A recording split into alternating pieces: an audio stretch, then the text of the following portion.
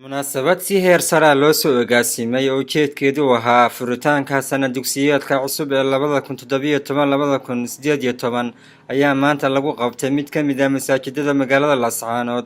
munaasabadan ay soo agaasimeen maamulka dalada waxbarashada ee Alqalam ayaa waxaa lagu soo bandhigay waxqabadkii iyo waxyaabihii ay barteen ardayda kala duwan ee wax ka barta qaybaha kala duwan ee dugsiyada dalada Alqalam hoos yimaada.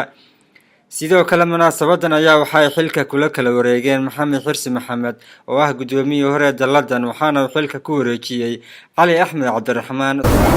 inay nicam aad u fara badan oo ay kamid tahay oo lagu weyn tahay nicmada islaamka iyo iimaanka maanta ay masaajid hoos xasanno isla markaana khayr iyo horumar ummadeena aan kaga tashanno. ilaahay subxaanahu wa tacaala baa ku mahadsan. marka labaad waxaan u mahadcelinayaa dhammaan inta soo ajiibtay kulankii aanu caruurta runtii madaarista dhigata ama ardayda iyagana waxaa fartoon oo maanta la gudboon. maanta waxaad haysataan runtii iftiin baad haysataan oo aad saarteen cagta saarteen.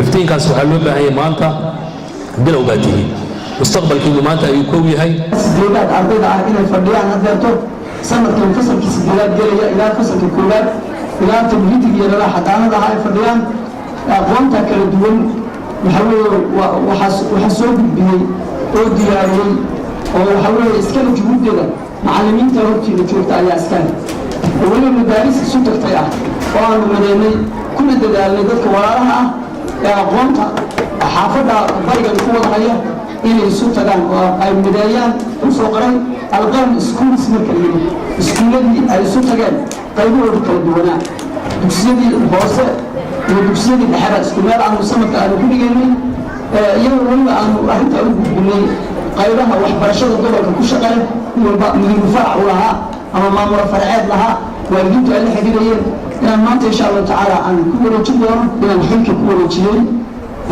Cali Axmed Cabdiraxmaan waxaweye xilkii maamulka guud ama mudiir العام لمدارس القلم مسؤولية hiigsiga ay madrasadu ama madaarista noocana Alqalam schools ee magaalada barigeeda ka jira ay rabaan inay gaaraan waxa weeye marka koowaad saddexda qaybood aynu idin soo sheegay in la tayeeyo oo waxyaalaha loogu dadaalayay maamuladana la bedelo maamulada madaarista isla markaana la tayeeyo waa qodobka koowaad ee aan hiigsanayno insha Allah tacaala.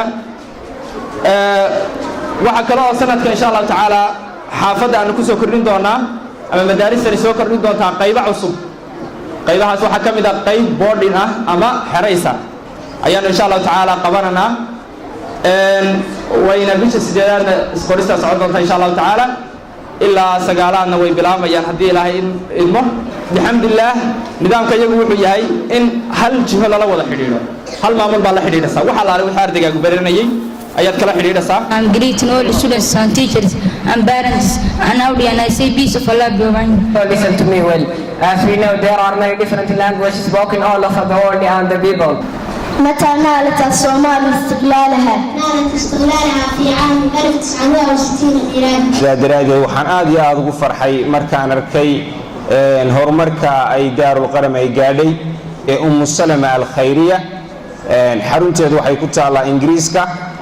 jeclaystay khaasatan anigoo wakiilka gobolka ah in 10 arday oo agoomaha ah 10 qoys oo danyara 10 caruur oo weeye dhigta Daarul Qalam isna dugsiyeedkan ay la koosato bixinta fiiga lacagta fiiga. marka macallimiinta waxaan ku codsanaynaa 10 arday oo khaasatan waxa weeye la soo xulay oo waxa weeye aad iyo aad muhiimad gaar ah u leh oo aanu rajaynayno magacyadoodana inaanu gudbino.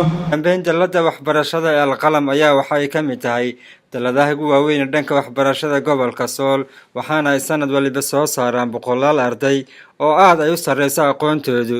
Meel Ismaaciil Haradiga, Somali News TV, Laascaanood.